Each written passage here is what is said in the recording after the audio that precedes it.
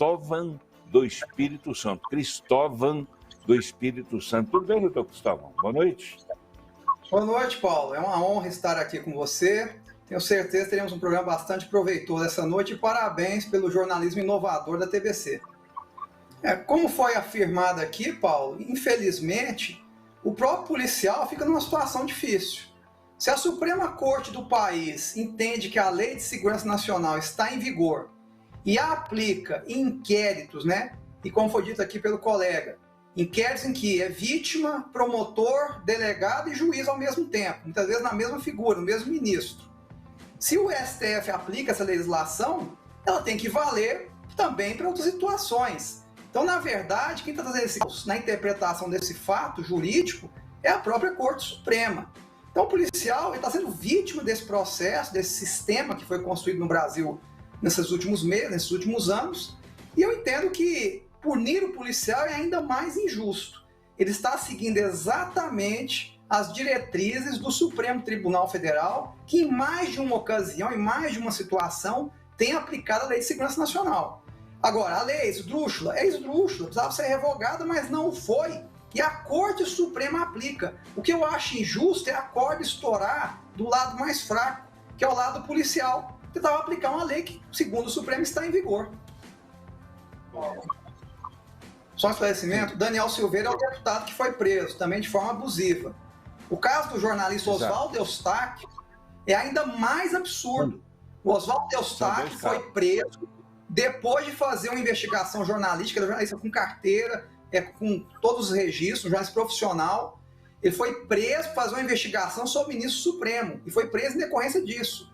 E depois foi envolvido naqueles protestos em Brasília, que ele estava apenas cobrindo como jornalista, ele não era envolvido diretamente nos protestos. Então é uma prisão totalmente arbitrária, esquecida pela grande imprensa, e mostra realmente que essa legislação tem que ser revogada. Agora, como eu disse, o que eu não concordo é a corda arrebentar do lado mais fraco, que é o lado policial, que estava cumprindo a legislação, segundo o próprio Supremo, está em vigor. Boa noite, Paulo. Estou na audiência. É o Jean Lopes. Conhece? Já conhece, doutor Cristóvão Jean Lopes? Ele está na audiência, Jean parabenizando Lopes. o programa. Sempre espetacular. E diz o seguinte: grande abraço a você, ao Cristóvão, que é um grande pensador do debate público do Brasil. A bondade do Jean Lopes, sempre generoso. Não, Jean Lopes é sempre generoso comigo, um grande comentarista. Tem enriquecido também aqui o jornalismo da TV Brasil Central. Muito agradecido por seu comentário generoso, Jean. Deus abençoe. Eu vou começar, Paulo, trazendo uma informação que eu acho que nunca foi trazida na grande mídia brasileira. Existe um estudo de um sujeito espetacular, brilhante, que é o Hugo Reschel. Hugo Reschel é pós-doutor em governo eletrônico, é um homem brilhante, que tem há mais de 10 anos, acompanhado as eleições brasileiras, as eleições mais importantes, até em alguns municípios no último pleito. E ele tem um estudo, já há várias eleições acompanhando, em que ele aplica a lei de Benford. O que é a lei de Benford? A lei matemática de Benford é usada em casos de corrupção, de fraude empresarial. Quando ocorreu a falência, a quebra da Enron nos Estados Unidos, grande empresa de energia, a lei de Benford foi aplicada com muito êxito, com muito sucesso. E na área eleitoral também ela pode ser utilizada. E com base nos princípios da lei de Benford, chegou-se a um índice nesse trabalho do Hugo Reschel muito interessante. Segundo ele, são palavras dele, é o estudo dele, em 2014 nós tínhamos 74,5% aproximadamente de chance de termos tido problemas na questão da apuração dos votos. Ele não afirma que havia fraude, mas merecia uma investigação com esse percentual. E agora, na última eleição, esse percentual subiu para 77,5% aproximadamente. Então nós vemos claramente que existe uma luz vermelha acesa na apuração desses votos com base nesse estudo da lei de Benford. Estudo esse foi bastante divulgado em canais alternativos. Infelizmente, é uma verdade inconveniente que muitas vezes não ganha espaço na grande mídia, mas o Hugo Reschel corajosamente tem reivindicado, inclusive, que o estudo dele seja auditado também, seja levado à justiça eleitoral e as investigações sejam feitas a partir dele, o que eu defendo, inclusive. Uma outra questão também, Paulo, que eu quero ressaltar, é que nos Estados Unidos, apesar da vitória de Biden, ocorreram vários problemas. E lá é um país em que o voto é impresso, é um voto misto. Você tem o voto em cédula de papel, você tem voto eletrônico também em alguns estados. E no caso americano, esse ano, por causa da Covid, foram milhões, dezenas de milhões de cédulas pelo correio, muitos problemas aconteceram. Nós temos condados americanos até grandes, importantes, contando voto até hoje. Em alguns condados, até uma virada, uma mudança de resultado, até bastante interessante. Não estou dizendo que vai mudar o resultado da eleição americana, mas mostra que mesmo o sistema auditado pode haver problemas. Agora, você imagina um sistema que não pode ser auditado, que é o nosso, um sistema totalmente eletrônico. E outra coisa, a proposta não retrocede nada. Ao contrário, a proposta defende um aperfeiçoamento da urna eletrônica para que ela perca provante em papel para futura auditoria, se for necessário. Eu acho que quanto mais segura a eleição, melhor para todos. Independente da polarização política hoje, discussões ideológicas, eu acho que é importante garantir a sacralidade, né, do processo eleitoral, e eu acho que o voto auditável o proporciona, até com base nos dados que eu ofereço aqui aos senhores. Como eu disse no início, eu acho que só de você ter a evidência do estudo promovido por um profissional sério, né, dedicado a esse assunto, que é o Dr. Hugo Reschel, com índices inclusive apresentados no estudo, já acende uma luz vermelha que justificaria, no mínimo, uma investigação sobre isso. Ele não esconde o estudo, ao contrário, divulga, deixa ele aberto a quem quiser auditá-lo. E no estudo, como eu disse, em uma eleição para outra, em 4 anos, você teve um incremento piorando a qualidade da segurança da eleição de uma eleição para outra. Saiu de 74%, que é o índice, para 77%. Então, algo precisa ser olhado, precisa ser investigado, no mínimo. Então, há sim indícios que justificariam esse cuidado. Quando você tem a eleição americana, só para esclarecer, Paulo, o que eu quis dizer é que mesmo lá tendo o voto impresso, né, o voto por cédula muitas vezes, e lá o problema foi a cédula de papel que foi mandada aos milhões para o país inteiro, você pôde justamente auditar e reverter resultados em condados importantes.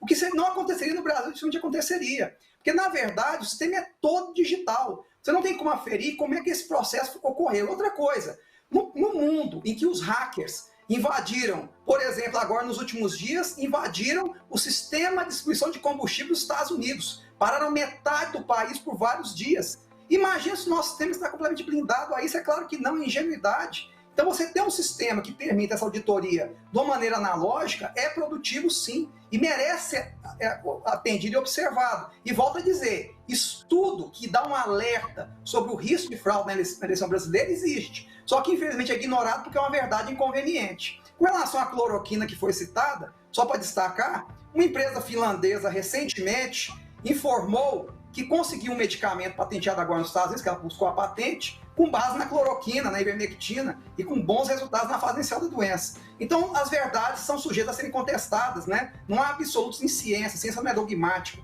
ela pode ser contestada. Paulo, na verdade, a questão aqui, não estou nem discutindo a questão de eleição ano que vem, se é Lula, se é Bolsonaro. O que eu estou colocando que é direito do eleitor brasileiro ter total segurança de que quando ele colocar o seu voto na urna, é aquele voto que será contado. Nós estamos partindo de uma premissa muito perigosa. Essa sim é a perigosa democracia. É achar que o sistema inteiro é sacrossanto, que todos os agentes envolvidos no sistema são santos, que não possa haver um problema, inclusive, interno nesse processo. Isso é ingenuidade. O ser humano é imperfeito, está sujeito a enviesamentos. Nós acabamos de ouvir aqui, inclusive meu debatedor, críticas ao Supremo Tribunal Federal por inquéritos estapafúrdios, que eu concordo que são estapafúrdios. Então o sistema pode se contaminar por dentro também. Então são ameaças que existem e que justificam o aperfeiçoamento desse sistema. Ninguém está defendendo do voto em cédula, retornar isso. Não é isso sim seria retrocesso, mas é permitir no mínimo um comprovante em papel para que se faça auditar esses votos, você consiga fazê-lo, não só dependendo de um sistema totalmente digital. Então é isso que está se propondo, independente da eleição do ano que vem. Seja qual for a eleição, o eleitor tem o direito de ter a total segurança do seu ato de votar. Isso tem que ser feito. E volto a repetir, nos Estados Unidos, mesmo com voto auditável, problemas ocorreram. Imagina o jeito que não é possível ser feito. Então parte da premissa que o sistema é sacrossanto e que as pessoas são perfeitas, o que é uma ingenuidade. Eu acho que o ideal é que sejam todas. Inclusive já foi feito cálculo disso, o procedimento não é tão complexo, é algo relativamente simples de fazer. Agora, eu não sou ingênuo, eu sei que provavelmente o máximo que se vai conseguir é parcialmente, é por amostragem, que seja. O ideal é que fossem todas. Agora, ignorar esses fatos, esse pesquisador que eu fiz referência, ele não ganha nada em dizer isso. Ao contrário, ele está se expondo e se arriscando. E se o faz é com alguma razão. 2 bilhões é o que custa o Supremo por ano. É o que custa o Supremo por ano, 2 bilhões de reais. Só esclarecendo, essa informação que o doutor Diego deu é importante. Ninguém em sã consciência defende que o voto seja entregue em comprovante ao eleitor. A ideia é que ele fique numa urna separada, lacrada, que será aberta caso haja necessidade de uma auditoria futura. É um documento que vai ficar com a Justiça Eleitoral, mas que dá uma certa segurança para uma auditoria realmente viável. Agora, outra coisa, Paulo, vamos fazer o seguinte raciocínio. Vamos supor que o nosso Estado democrático de direito venha a ruir e que uma ditadura se implante. O ditador de plantão, ele defenderá o voto impresso? Ou ele defenderá o voto eletrônico em um sistema em que ele controla toda a justiça eleitoral? Então nós temos que fazer esse raciocínio. Eu não estou discutindo voto impresso para a eleição do ano que vem. Eu estou discutindo um modelo de apuração de votos para o futuro, que é necessário se nós queremos garantir realmente o Estado democrático de direito. As pessoas estão sendo condenadas por defender o voto impresso, quando na verdade estão realmente lutando para que a democracia se sustente nos próximos anos, até pela polarização existente, até pelo aparelhamento que existe no Estado brasileiro em várias vertentes, em vários aspectos. Então, para trazer segurança ao eleitor que vota, aquele homem simples que vota, que não é burocrata, que não tem acesso à burocracia de Estado, é que se quer o voto impresso, para dar segurança a esse voto. Nós não podemos ser ingênuos e achar que a estrutura de Estado, que apura as eleições, cuida das eleições, vai se manter sacrossanta por a eternidade, por toda a eternidade. Isso não vai acontecer se vier, por exemplo, uma ditadura. Com certeza, um ditador de plantão, como ocorre em outros países que utilizam esse sistema, tem preferência pelo voto totalmente eletrônico, em que o Estado controla todo o processo e você não tem condições de auditar esse processo. Isso está acontecendo em países totalitários, países de postura totalitária, que tem preferência por esse tipo de sistema também nesse aspecto. Não está feito, Paulo. O estudo que eu apresentei aqui é um estudo muito sério. É uma lei matemática usada em grandes fraudes ocorridas em grandes empresas, as maiores empresas do mundo, em auditoria nessas empresas. Tem que ser aplicada. Esses índices que eu trouxe são importantes, são preocupantes. Eu termino rapidamente com uma pergunta ao telespectador. Se o Brasil se tornar uma ditadura, o ditador de plantão, seja qual for o seu viés ideológico, ele adotará o voto impresso? Ele permitirá uma auditoria extensa sobre as eleições? Ou ele preferirá o voto eletrônico, em que a sua justiça eleitoral, debaixo do seu chicote, fará exatamente o que ele quer? Então, o que está em risco realmente é a democracia, se nós insistirmos nesse modelo totalmente eletrônico. Boa noite a todos, muito obrigado.